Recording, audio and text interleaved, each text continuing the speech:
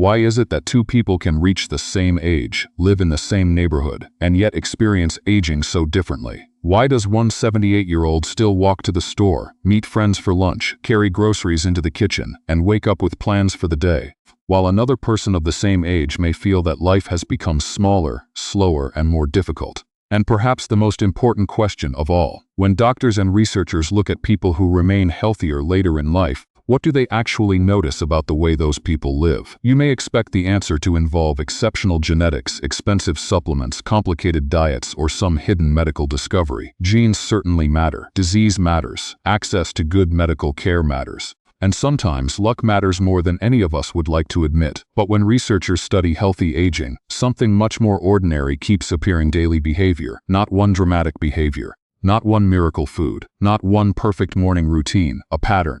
The way people move, the way they eat, the way they sleep, the way they stay connected to others, the way they continue giving their bodies and minds reasons to participate in life.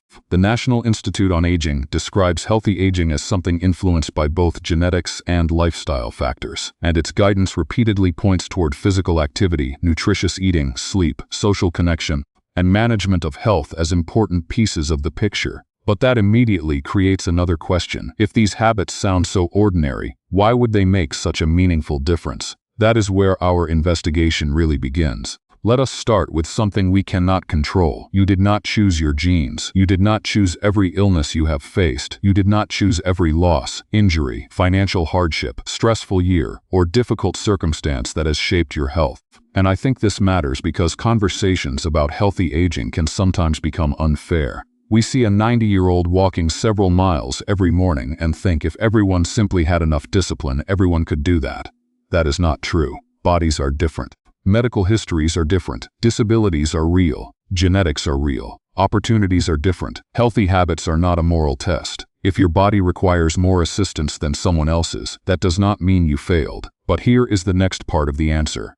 The fact that we cannot control everything does not mean that nothing is influenceable. Think about a garden. You cannot control every storm that reaches it. You cannot decide how much sunlight nature provides. You cannot guarantee that insects will never appear. But soil, watering, protection, and regular care still matter. Our bodies are obviously far more complicated than gardens, but the principle is useful. Healthy aging is rarely about controlling the future. It is about improving the conditions in which the future arrives. And that is why small daily behaviors deserve our attention. Consider a fictional example. Imagine a 74-year-old man named Thomas Reed, a retired school custodian living outside Pittsburgh.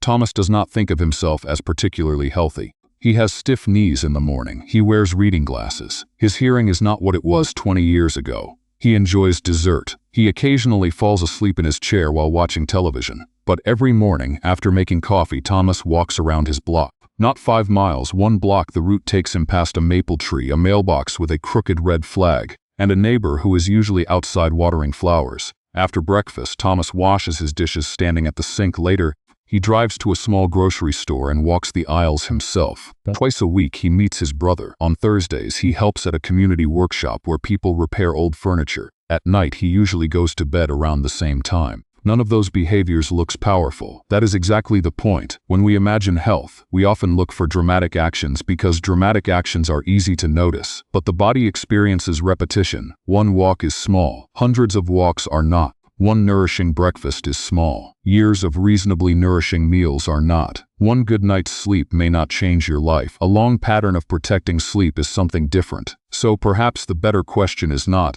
what extraordinary thing are healthy seniors doing? Perhaps it is, what ordinary things have they refused to stop doing? And one behavior appears so consistently in healthy aging guidance that it deserves our next question.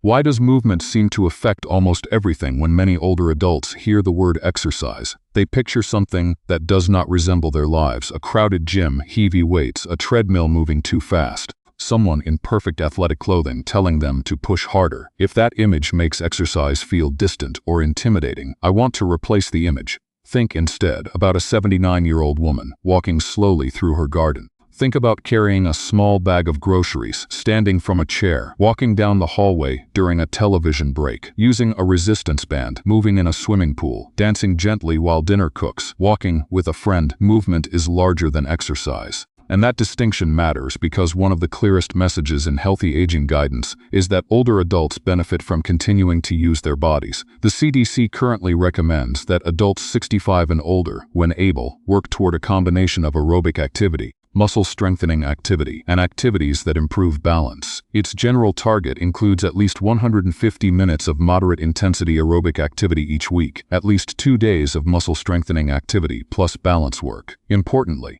activity can be spread through the week rather than completed all at once. Now, I do not mention those numbers so that you can judge yourself. In fact, if you are currently doing very little, the most useful part of the guidance may be something simpler. Some movement is better than none. The CDC specifically notes that smaller amounts of physical activity can still provide benefits, and activity may be accumulated in smaller chunks throughout the day. That changes the question. Instead of asking, "Can I exercise for 30 minutes?" you might ask, "Where could I place 5 minutes of movement? 5 minutes after breakfast, a few minutes after lunch, a walk to the end of the street in the evening, for someone with appropriate mobility and medical clearance." Those small pieces can become the beginning of a larger pattern. But why does this matter so much as we grow older? Because movement asks the body to continue doing work. Muscles are given a reason to remain useful. Balance is given opportunities to be practiced. The heart and lungs are asked to support activity. Joints move through comfortable ranges. The nervous system continues coordinating the simple tasks that allow us to navigate the world. The National Institute on Aging notes that older adults can benefit from aerobic, muscle strengthening, and balance exercise, and that physical activity can support physical health, sleep, emotional well-being, and independence. That is a much wider effect than many people realize. A walk is not just about burning calories. For an older adult, walking may also mean maintaining confidence in leaving the house, and confidence matters. Suppose you begin feeling uncertain on your feet. You naturally become more cautious. Because you are cautious, you leave the house less often. Because you leave less often, you move less. Because you move less, everyday physical tasks may begin feeling harder. The world slowly becomes smaller. This does not mean every mobility problem can be solved by simply walking more. Pain, neurological conditions, joint disease, cardiovascular problems, medications, vision changes, and many other factors can affect mobility and deserve appropriate professional care. But it shows why maintaining safe movement at whatever level is realistic for you can be so valuable. Sometimes the difference between activity and inactivity begins with something as small as whether a person keeps getting out of the chair. And here is a question I often wish more people asked. What kind of movement actually matters most after 65? The answer is not one exercise. Different forms of movement do different jobs. Aerobic activity challenges endurance. Strength work asks muscles to continue producing force. Balance activities help practice stability. Everyday activity keeps movement woven into ordinary life. This is why walking alone, valuable as it may be, is not necessarily the whole picture.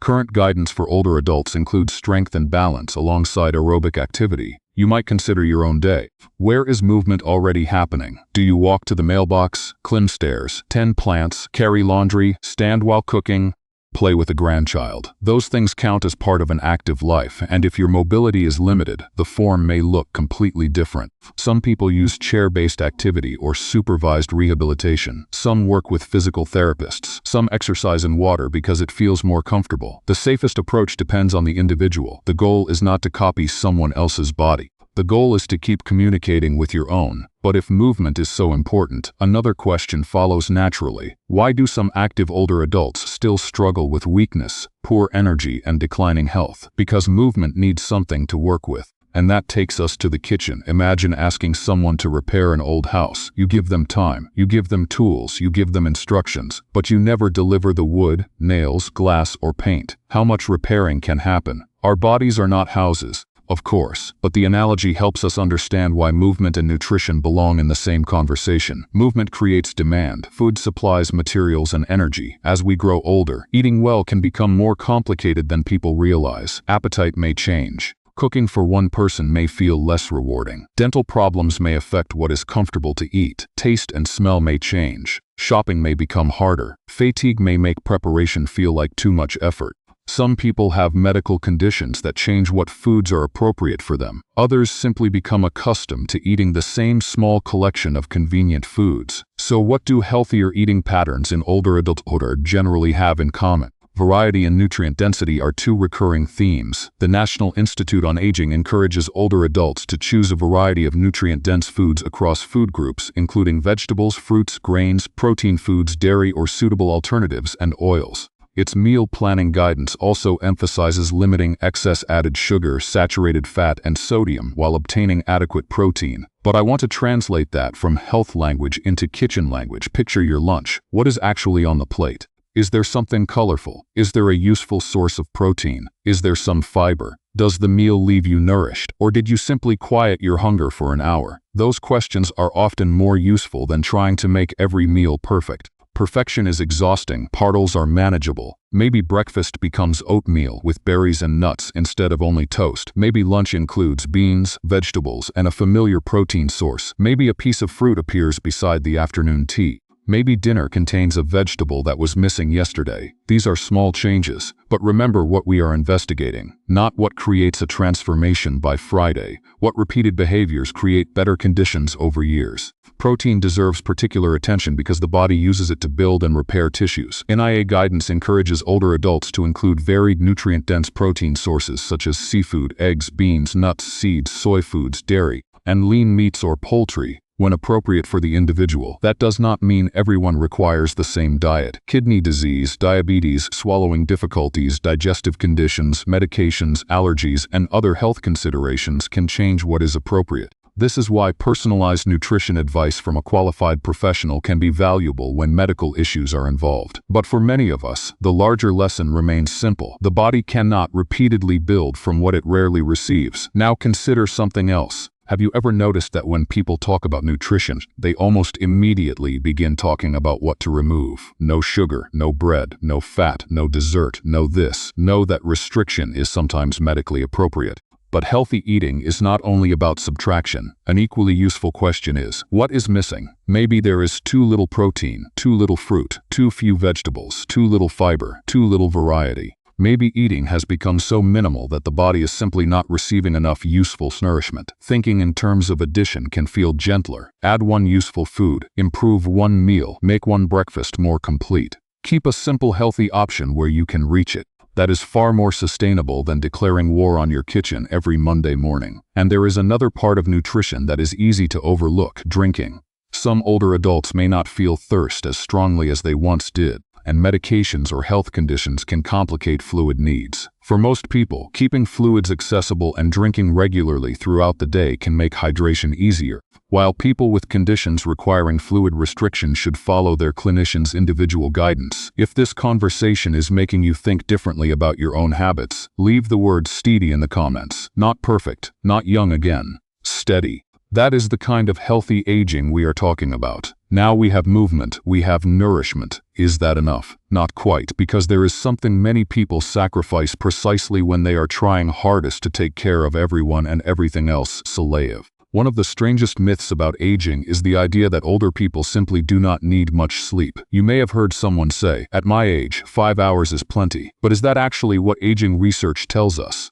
No, the National Institute on Aging states that older adults generally need about 7 to 9 hours of sleep each night, roughly the same range as other adults, even though sleep timing and sleep quality can change with age. So why does sleep often feel different later in life? People may go to bed earlier, they may wake earlier, they may wake more during the night, pain may interrupt sleep, the need to use the bathroom may interrupt sleep. Stress, grief, medications, sleep disorders, breathing problems, and medical conditions can all play a role, and this is where we have to avoid an unhelpful conclusion. I'm older, so bad sleep is simply normal. Some changes in sleep pattern are common. Poor sleep is still worth attention. Why? Because sleep is not empty time. Any guidance describes good sleep as important for brain performance, mood, and health, while NIA guidance notes that sufficient sleep helps older adults stay healthy and alert. Think about what happens after one terrible night. The next morning, you may feel less interested in walking. You may reach for quick food because you do not feel like preparing anything. You may be more irritable. You may cancel plans. You may sit more. One disrupted night is simply one night. But notice the pattern again. Habits interact. Poor sleep can make movement harder. Inactivity may make sleep less satisfying. Loneliness can disturb emotional well-being. Low energy can make preparing healthy food feel burdensome. One difficulty begins feeding another. And the opposite can happen too. A morning walk may add physical activity and daylight exposure. A more active day may support sleep. Better rest may make tomorrow's walk feel more achievable. That is why I hesitate when someone asks me, which single habit is most important? The body does not live in single habits, it lives in systems. Still, there are practical questions worth asking. Do you go to bed at wildly different times every night? Do long, late afternoon naps leave you staring at the ceiling at midnight? Is television playing until the moment you fall asleep? Are you drinking large amounts of caffeine late in the day? Do you wake exhausted even after spending many hours in bed? Do you snore heavily, or has someone noticed pauses in your breathing? The last questions are particularly worth discussing with a medical professional, because persistent sleep problems or breathing disturbances during sleep may require evaluation. Good sleep habits are useful, but habits should not be used to hide a medical problem. And that principle extends beyond sleep. A healthy routine supports medical care. It does not replace it. Now, if movement helps the body, food provides nourishment, and sleep provides recovery, perhaps we have our answer, except we do not. There is still a strange observation to explain. Why do researchers studying healthy aging spend so much time talking about relationships? How could calling a friend possibly belong in the same conversation as exercise and nutrition? Imagine an 82-year-old woman named Evelyn. She lives alone. Her house is tidy. She has enough food. She takes care of the basics. But her husband died 4 years ago.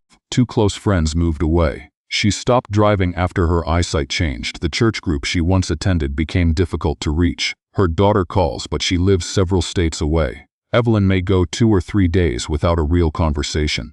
Now imagine what this changes. There is no reason to walk to the corner cafe because no one is waiting. There is less reason to cook a proper meal because no one is sharing it. There are fewer appointments in the calendar. There are fewer spontaneous moments of laughter, fewer stories, fewer questions, fewer reasons to get dressed before noon. This is a fictional example, but the pattern is very real for many older adults. Retirement can reduce everyday contact. Friends die or relocate. Hearing loss makes conversation frustrating. Mobility problems make gatherings difficult. A spouse dies. Children live far away. And slowly, without anyone deciding that it should happen, the social world can shrink. So what does the evidence tell us? The National Institute on Aging says loneliness and social isolation can affect physical and mental health in older adults, and research has associated them with higher risks of problems including heart disease, depression, and cognitive decline. Notice the wording.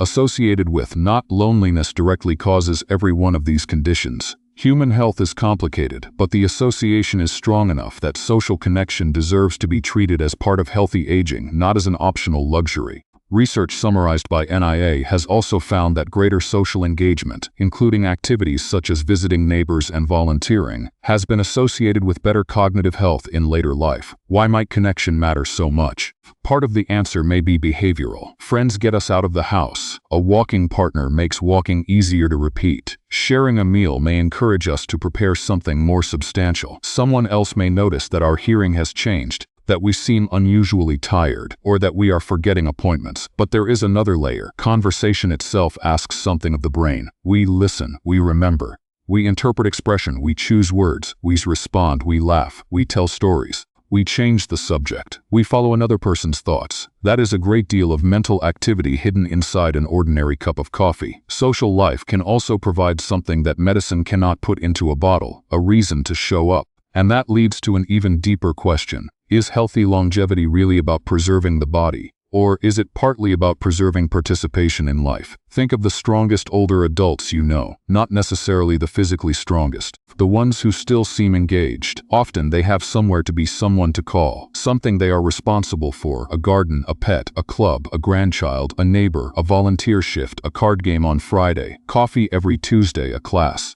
A project in the garage. None of these guarantees longer life. That would be far too strong a claim. But meaningful activity and connection can help create structure around the behaviors that support well-being. NIA specifically encourages older adults to pursue enjoyable activities and maintain social connections, and notes that meaningful, productive activities with others can provide purpose and support well-being. Now return to Evelyn. Suppose she does not suddenly acquire 10 new friends. That would be unrealistic. Suppose instead she starts with one thing. Every Wednesday at 11, she joins a small library discussion group. At first, she nearly cancels. The morning is cold. Her coat feels heavy.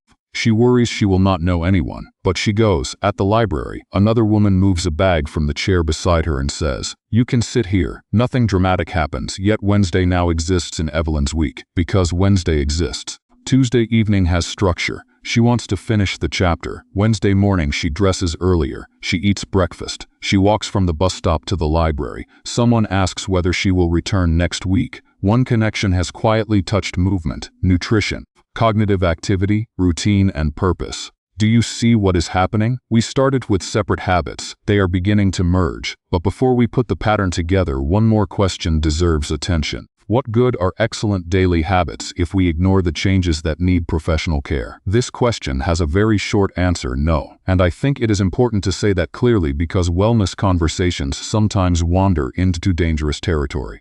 A person begins walking and decides they no longer need to monitor a health condition. Someone improves their diet and assumes a persistent symptom can be ignored. Another person takes supplements but postpones a medical appointment. That is not the kind of healthy aging I am describing. Good habits and good medical care are partners. They are not competitors. The National Institute on Aging encourages regular health exams and appropriate medical screenings as part of supporting healthy aging. Why does this become especially important later in life? Because some changes arrive gradually. Hearing becomes slightly worse, vision changes, blood pressure rises without obvious symptoms, balance becomes less reliable. A medication that once worked well begins causing difficulties. Fatigue becomes normal enough that no one asks why it is happening. A person falls once, then again. Mirror problems begin interfering with ordinary tasks. An unexplained change in weight appears.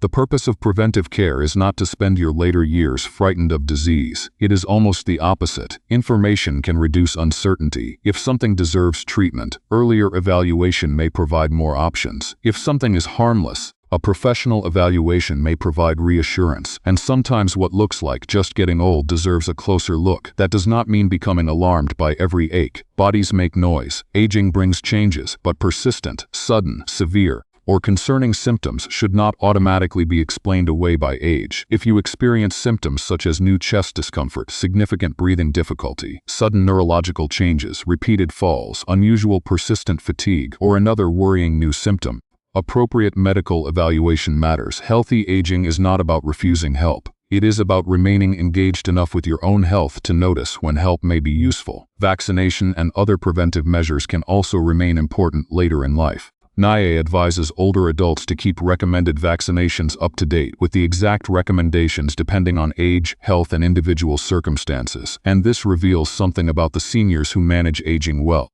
They often do not treat their health as something they think about only when it breaks.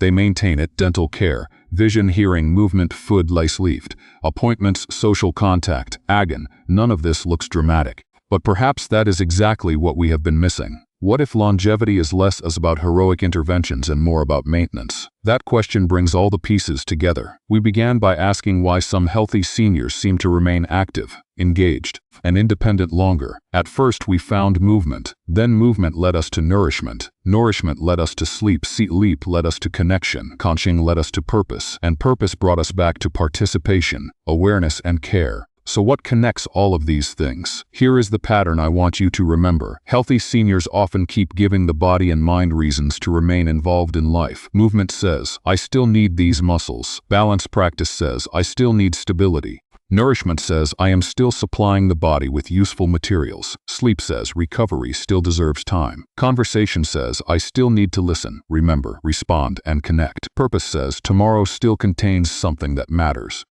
Preventive care says, my health is still worth paying attention to. That is a very different picture from chasing a miracle. It is maintenance through participation. And now something else becomes clear. The daily habits of healthy seniors often support one another. Take a simple morning walk. It provides movement. If you walk with someone, it provides connection. If walking gives your morning structure, you may eat breakfast more regularly. Daytime activity may support better sleep. Better sleep may provide more energy for tomorrow's walk. Tomorrow's walk may take you past a neighbor. The neighbor may invite you to something. That activity gives the week more structure. Healthy habits can form a network. Unfortunately, unhealthy patterns can form networks too. Pain leads to inactivity. Inactivity leads to reduced confidence. Reduced confidence leads to staying home. Staying home increases isolation. Isolation reduces motivation. Reduced motivation makes food preparation feel less worthwhile. Poor nutrition may contribute to feeling weaker. Feeling weaker makes movement more intimidating. This is not a reason for shame. It is a reason to understand the direction of the pattern. Because if habits are connected, you may not need to fix everything at once. Sometimes one well-chosen change pulls on several others. What might that change be for you? Perhaps it is walking for 5 or 10 minutes after breakfast. Perhaps it is joining a weekly group. Perhaps it is preparing a more nourishing breakfast. Perhaps it is addressing the hearing problem that has made social gatherings frustrating. Perhaps it is finally talking to someone about poor sleep. Perhaps it is starting the strength exercises a physical therapist recommended. Perhaps it is putting one recurring event on your calendar so that Tuesday is no longer identical to Wednesday. The right starting point is not necessarily the habit that looks most impressive. It is the habit you can actually repeat. This is where many health plans go wrong. They are designed for an imaginary Monday. On imaginary Monday, you wake early, you exercise for an hour, you prepare perfect meals, you drink exactly the right amount of water, you call 3 friends, you meditate, you organize every medical appointment, you go to sleep at precisely 10 o'clock. Then Tuesday arrives, your knee hurts, the weather is bad, you slept poorly, someone calls with a problem, the elaborate plan collapses. A smaller plan survives. That matters. Consistency does not mean never missing a day. It means the habit has somewhere to return to. One missed walk does not erase movement. One restaurant meal does not destroy good nutrition. One bad night does not mean sleep is hopeless. One lonely week does not mean you can never reconnect. Healthy aging is not a perfect streak. It is a direction. And that creates our final practical question. If these daily patterns matter, what can you actually do tomorrow morning? I want to make this very simple. Not because aging is simple, it is not, but because a useful plan has to fit inside a real life. Start by asking yourself 5 questions, not 5 demands. 5 questions. The first question is, where can I add a little more safe movement? Maybe you already walk comfortably. Then perhaps the next conversation is about adding appropriate strength or balance work. Maybe you are mostly sedentary. Then 5 minutes may be a meaningful beginning. Maybe walking is difficult because of pain, disability, heart or lung disease, or another medical condition. Then the best first step may be asking a doctor or physical therapist what form of movement is appropriate for you. There is no dignity lost in modification. A chair can be a tool, a cane can be a tool, a walker can be a tool, supervision can be a tool. The goal is not to resemble someone else's exercise routine. The goal is to support your own abilities safely. Current CDC guidance encourages older adults who are able to combine aerobic strength and balance activity, while also making clear that activity can be accumulated across smaller periods. The second question is, what could I add to one meal? Not what can you ban forever. What can you add? A vegetable, fruit, beans, eggs, yogurt, or another suitable food. Whole grains, nuts or seeds if they are safe for you. A source of protein that fits your health needs. NIA's healthy eating guidance emphasizes varied, nutrient-dense foods rather than one magical ingredient. Maybe tomorrow's breakfast is only 10% better. Good 10% better can be repeated. The third question is, what is getting in the way of my sleep? Do not immediately answer. Age. Observe, is it pain? Noise, late caffeine, long naps, stress, a television running all night, frequent bathroom trips, breathing problems, medication timing, loneliness, an irregular routine. Some of those things can be adjusted through habits, others deserve medical attention. Remember, older adults still generally need around 7 to 9 hours of sleep, even if the pattern changes with age. The fourth question is, who am I regularly connected to? Notice that I did not ask how many friends you have. One reliable connection can matter more than a long contact list filled with people you never speak to. Who expects to hear from you? Who do you expect to hear from? Where could you go regularly? Is there a neighbor you enjoy? A brother? A sister? A former coworker? A class? A walking group? A volunteer opportunity? A community center? A book club? A family member you could call every Sunday evening? If hearing, transportation, or mobility makes connection difficult, the problem may need a practical solution rather than more willpower. NIA recommends regular contact with family, friends, and neighbors, and suggests activities, classes, volunteering, and group exercise as ways older adults can stay socially engaged. The fifth question is, what health issue have I been quietly postponing? A checkup, an eye examination, a hearing concern, a dental problem, a balance issue, a persistent symptom, a medication review, a recommended vaccination or screening. Write it down. You do not have to solve it tonight, but bring it out of hiding. Sometimes the most important health habit is simply refusing to pretend that something is not happening. Now look at those 5 questions again. Where can I move? What can I add to my food? What is interfering with sleep? Who am I connected to? What health issue needs attention? Those questions are deliberately ordinary. They do not require an expensive longevity clinic. They do not require a cabinet full of supplements. They do not require becoming a different person. They ask you to become slightly more attentive to the person you already are. And I want to add one more idea that is not a sixth task. Add habits to things that already happen. After coffee, walk. With breakfast, take a moment to include something nourishing. After dinner, call someone. At the same evening hour, begin winding down. On the first Monday of the month, look at upcoming appointments. This reduces the amount of motivation required. The clock becomes a reminder. The meal becomes a reminder. The day of the week becomes a reminder. Soon the behavior begins to belong there. And what if you are already in your 70s or 80s and thinking, I should have done this 20 years ago? I understand that thought. Many of us look backward and imagine another version of ourselves who made every correct choice. But regret is poor fuel for tomorrow. Physical activity can still provide benefits in later life. And NIA explicitly notes that it is never too late to begin being more physically active in an appropriate way.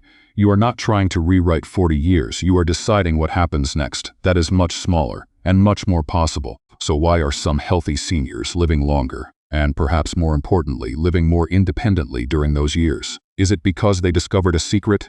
Usually, the useful answer is much less dramatic. They keep participating. They move the body they have. They nourish it reasonably well. They give sleep a place in their lives. They maintain human connection. They keep reasons to get up. They notice changes. They use medical care rather than trying to replace it. They return to good habits after difficult weeks. And they do these things imperfectly.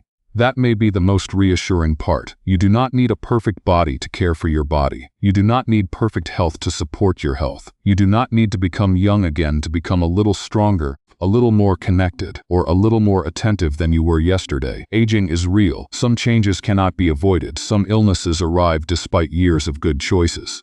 And no responsible person can promise that any collection of habits will guarantee a particular lifespan. But we are not powerless simply because we are not all-powerful. There is still today. There is still the next meal, the next walk, the next phone call, the next bedtime, the next appointment, the next decision to begin in. And perhaps that is the most useful answer doctors and healthy aging researchers can give us. Longevity is not only something that happens at the end of life. Much of the work of healthy aging happens quietly in the middle of an ordinary Tuesday. If this conversation helped you see aging a little differently, please like the video, subscribe to the channel, and ring the notification bell so you can join me again for our next conversation. And if you stayed with me to the end, leave one word in the comments. Steady, because that is what I wish for you. Not perfection, not fear of getting older, steady strength, steady curiosity, steady connection, and the confidence to keep participating in your own life for as long as you possibly can. Take good care of yourself. May you have peace in your mind, strength for tomorrow, good people around you, and a restful night ahead.